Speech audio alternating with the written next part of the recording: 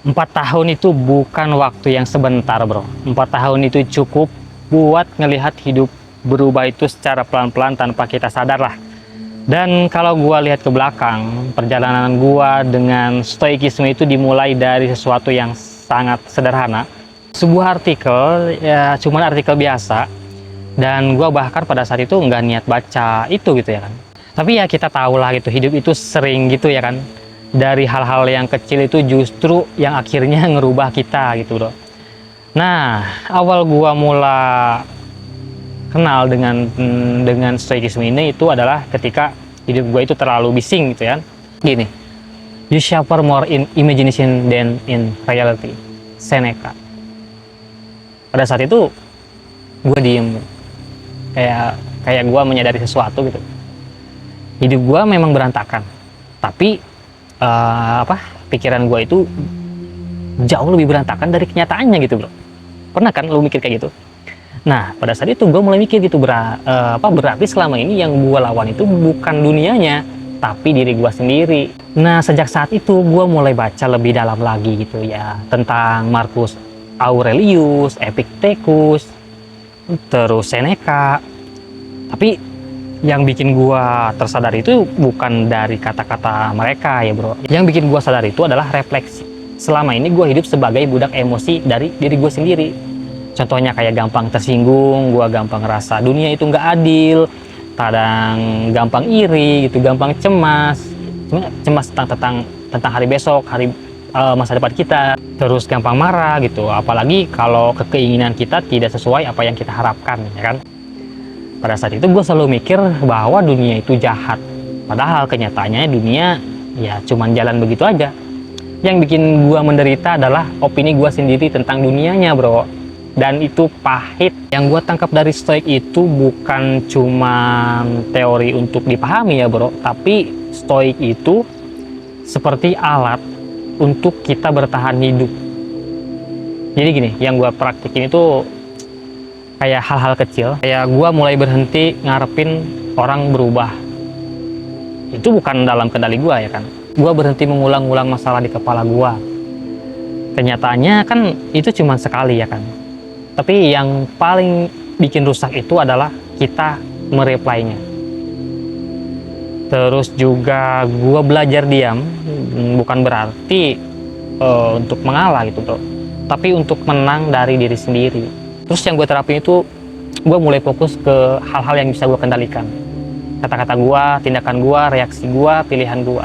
Dan gue mulai berhenti menjadikan eksternal sebagai sumber ketenangan gue. Karena kalau ketenangan gue tergantung orang lain, maka berarti itu bukan tenang, itu pinjaman.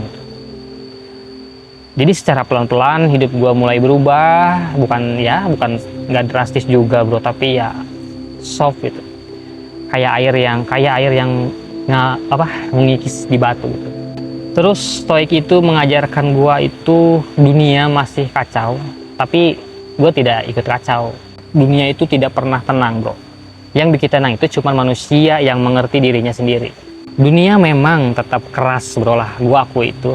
Tapi gini, dari semua itu kan tetap ada masalah, tetap ada omongan orang ya kan, tetap ada kegagalan, tetap ada luka gitu. Tapi ketika lu sudah mengerti stoikisme gitu, semua itu tidak lagi punya kekuatan buat narik lu ke bawah lagi gitu bro. Tapi bukan berarti juga lu kebal gitu ya, ya lu tetap manusia gitu. Manusia yang tahu sendirilah kita itu sangat rapuh. Tapi kan dengan adanya ini gitu, lu bisa jadi centering gitu, lu jadi tegak gitu, lu bisa berada di tengah hiruk pikuk di mana dunia itu kacau, tapi lu tetap bisa tenang dan tetap hening. Gua itu sudah mulai mengerti pola hidup ini.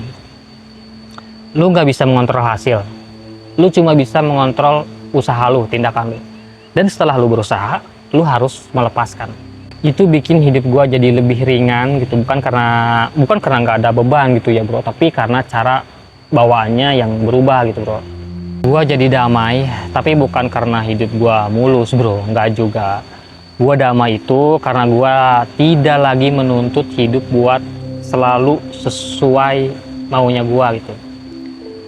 Gua damai itu karena gua tahu mana yang bukan urusan gua, dan gua tahu kapan harus jalan, kapan harus berhenti. Gua tahu kapan harus menerima, gua tahu kapan harus melepaskan. Gua juga tahu bahwa pendapat orang itu hanyalah pendapat orang.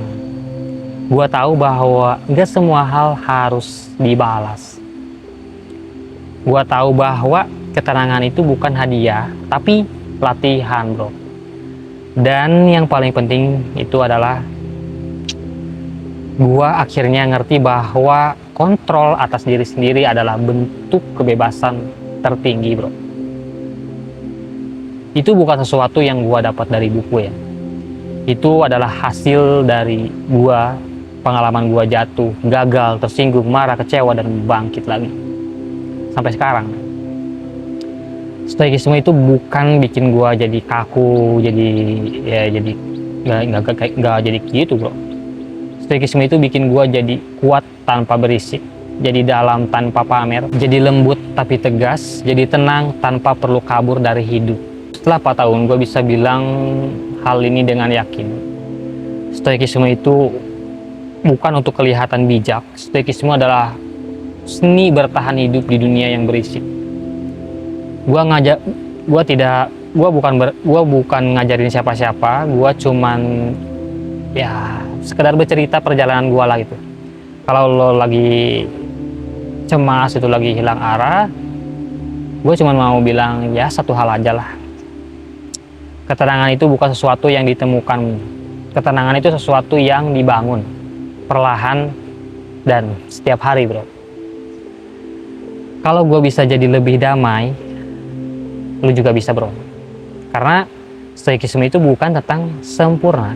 Stoikisme adalah tentang menjadi sedikit lebih baik setiap hari.